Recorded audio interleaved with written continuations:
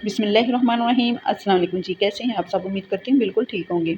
आज मैं आपके साथ भरमा करेले की ज़बरदस्त रेसिपी शेयर करूँगी। इसमें आपको करेलों को बहुत ज़्यादा डीप फ्राई करने की ज़रूरत नहीं है और ना ही आपको करेलों के ऊपर धागा लपेटने की ज़रूरत है। बगैर धागा बांधे आपके भरमा करेले बेहतरीन तैयार होंगे। मसाला इनके अंदर ही रहेगा, इनके अंदर कड़वाहट तो बिल्कुल भी नहीं होगी। बस इसके लिए आपको कुछ टिप्स एंड ट्रिक्स फॉलो करनी होगी। तो फिर मेरी वीडियो को स्किप किए बगैर फुल वॉच कीजिएगा। तो चलिए रेसिपी स्टार्ट करते हैं।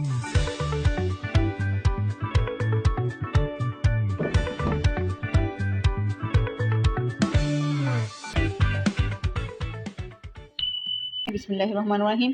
यहाँ पर मैंने 1 किलो करेले लेकर इनको छील लिया है। अब जो ज़रूरी स्टेप करना है वो ये है कि 2 टेबलस्पून भरकर नमक इन करेलों के ऊपर हमने लगा देना है। फिर हाथ से अच्छी तरह से इस तरह से मल लेना है ताकि करेलों पर अच्छे से नमक लग जाए। इससे क्या होगा कि नमक जब करेलों पर लगेगा तो इसकी वजह से करेले अपना खुद का बहुत सारा पानी छोड़ेंगे जो कि कड़वा होता है। नमक लगाने के बाद आधा घंटा इस तरह छोड़ दें। आधे घंटे के बाद ये देखें करेलों ने कितना सारा पानी छोड़ा हुआ है। अब इन्हें हमने खुले पानी में अच्छे से मलकर धो लेना है ताकि इनसे नमक और कड़वाहट दोनों निकल जाए। फिर अच्छे से निचोड़ लेना है ताकि एक्स्ट्रा पानी भी इससे निकल जाए। इसी तरह से सारे करेले धोकर निचोड़ लेने हैं। अगर आपने ये स्टेप अच्छे से कर लिया ना तो तकरीबन 80% तो कड़वाहट यहीं पे ख़त्म हो जाएगी। बाकी कैसे ख़त्म होगी वो आप देखते जाएँ। तो इनको कट किस तरह से लगाना है ये ज़रूर देखें। करेले के दरमियान में ही कट होना चाहिए और बिल्कुल किनारों तक कट नहीं लगाना। अगर किनारों तक हम कट लगाएंगे तो करेलों के अंदर जो हम मसाला फिल करेंगे ना इसमें फ्राई करते वक्त ऑयल जज़ब होगा और फिर आहिस्ता आहिस्ता मसाला करेलों से निकल जाएगा। फिर करेले मसाले से खाली और ऑयल मसाले से ख़राब हो जाएगा। अब करेलों की हम फिलिंग तैयार करते हैं। इसके लिए मैं यहाँ पे ले रही हूँ 2 टेबलस्पून अनारदाना। इसको अच्छे से धोकर मिट्टी वगैरह साफ़ कर लेनी है। ये खट्टा मीठा अनारदाना भी कड़वाहट ख़त्म करने में हेल्प करेगा और बेहतरीन जायका आएगा। फिर 1.5 टेबलस्पून सूखा धनिया का शामिल कर रही हूँ। ये इस रेसिपी में थोड़ा सा ज़्यादा जाता है। इसके बाद 1 टेबलस्पून मोटी कुटी लाल मिर्च और 1 टेबलस्पून ही नमक। मसाले आप अपने टेस्ट के हिसाब से डाल सकते हैं। अनारदाने को पहले इन मसालों के साथ कूट लेंगे। जब ये इस तरह से कूट लें तो फिर मैं इसमें शामिल करूँगी ये 2 मीडियम साइज़ की प्याज कट की हुई हैं। इसको चॉप मैंने बहुत ज़्यादा भी मोटा नहीं किया, बहुत पतला भी नहीं किया, इस तरह से चॉप किया है। तो इसको थोड़ा-सा कूट लेंगे। इसके बाद ये 5 से 6 हरी मिर्ची हैं, ये भी इसमें साथ ही डाल देते हैं और इसको भी अच्छे से कूट लेंगे। हमने इसका बिल्कुल फ़ाइन पेस्ट नहीं बनाना, बस इस तरह से दरदरा सा कूटना है। ये देखें, ये हमारा मसाला फिलिंग के लिए तैयार हो गया है।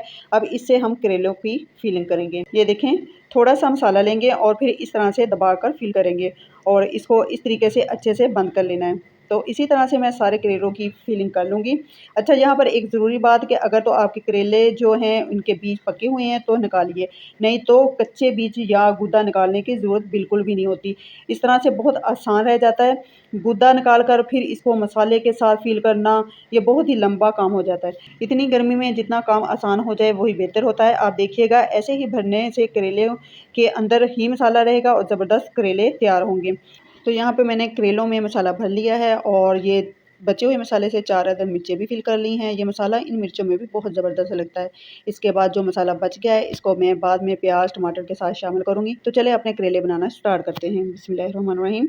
यहाँ पे कढ़ाई में 1 कप ऑयल से थोड़ा-सा ज़्यादा मैंने ऑयल लिया है। गर्म हो जाए तो करेले को इस तरीके से ऐड करने हैं। जहाँ से मसाला फिल किया है ये ऑयल में डूबना नहीं चाहिए, यानी करेले को टेढ़ा रखना है। हमने करेले को डीप फ्राई बिल्कुल भी नहीं करना, बस ऑयल इतना हो कि करेले की एक साइड डूब जाए, यानी शैलो फ्राई हम करेंगे और आँच बिल्कुल हल्की मीडियम सी रखनी है। आपको देखने से अंदाज़ा हो रहा होगा कि आँच हमारी कितनी है। अब यहाँ पे 6 से 7 मिनट हम इसको पका लेंगे। 6 से 7 मिनट के बाद चेक करें। जब करेले पर इस तरह का गोल्डन सा कलर आ जाए तो बड़ी एहतियात के साथ इस तरीके से इसकी साइड पलट देंगे और दूसरी तरफ से भी गोल्डन फ्राई होने तक हम इसको फ्राई करेंगे। आप देख सकते हैं मसाले वाली साइड अभी भी मैं ऑयल में डूबने नहीं दे रही, साइड पर ही है और आँच भी तेज़ नहीं की, जिसकी वजह से हमारा जो मसाला है ना वो परफेक्ट करेलों के अंदर ही है और बिना धागा लपेटे हम बेहतरीन करेले तैयार कर सकते हैं। तो दूसरी तरफ से बहुत ही ज़बरदस्त कलर आ चुका है।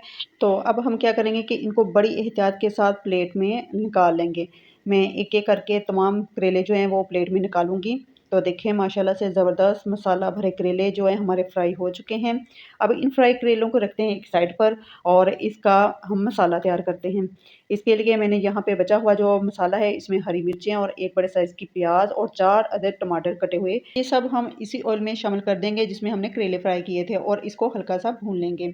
अगर आपके पास टमाटर ना हो तो इसकी और ऑप्शंस हैं, 2 टेबलस्पून नींबू का रस या 2 टेबलस्पून इमली का पल्प, या ये भी ना हो तो 1 टीस्पून कचरी पाउडर डाल लें। यानी करवाहट ख़त्म करने के लिए कोई ना कोई खटाई डालना ज़रूरी है, तो फिर ही करेलों में रही सही 20% करवाहट ख़त्म होगी। अब इसमें मैं हाफ़ टी स्पून नमक का डाल रही हूँ, हाफ़ टी स्पून सुरख मिर्च और 1 टीस्पून हल्दी का ऐड करूँगी। याद रहे कि हल्दी का इस्तेमाल हमने इस रेसिपी में पहले यूज़ नहीं किया है। हल्दी का इस्तेमाल हम इस टाइम पर ही करेंगे और नमक मिर्च जो मैंने इस टाइम पर डाली है ये प्याज टमाटर के लिए बिल्कुल भी नहीं है। इसके लिए तो जो बचा हुआ मसाला था वही काफ़ी था। ये नमक मिर्च मैंने इन आलूओं के लिए डाली है। अगर आपने आलू शामिल नहीं करने तो इस टाइम पर आप नमक मिर्च नहीं डालेंगे, सिर्फ हल्दी का इस्तेमाल करेंगे।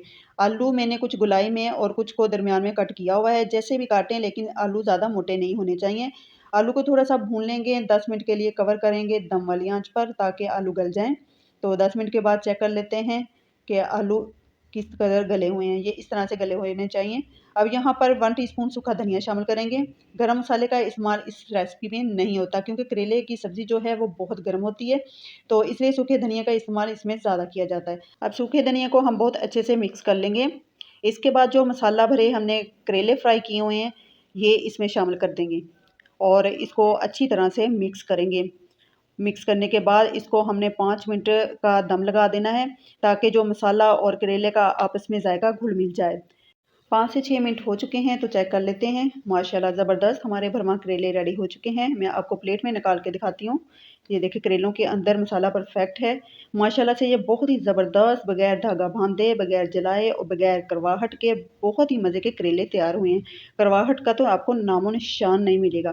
जिसने भी कभी करेले नहीं खाए सिर्फ़ करवाहट की वजह से, तो फिर आप मेरे इस तरीके से एक दफ़ा ज़रूर बनाइएगा। यकीन मानिए 1 रोटी की जगह आप 2 खा जाएँगे क्योंकि इनका टेस्ट ही इतना बेहतरीन बनता है और करेलों के साथ अगर तंदूरी रोटी और लस्सी हो जाए तो मज़ा ही दुबाला हो जाता है। तो ट्राई कीजिएगा और मुझे फ़ीडबैक ज़रूर दीजिएगा कि आपके करेले कैसे बने। अगर रेसिपी वीडियो अच्छी लगी या मेरी वीडियो से कुछ भी आपको थोड़ा सीखने को मिला है तो प्लीज़ वीडियो को लाइक, शेयर और चैनल को सब्सक्राइब ज़रूर कीजिएगा।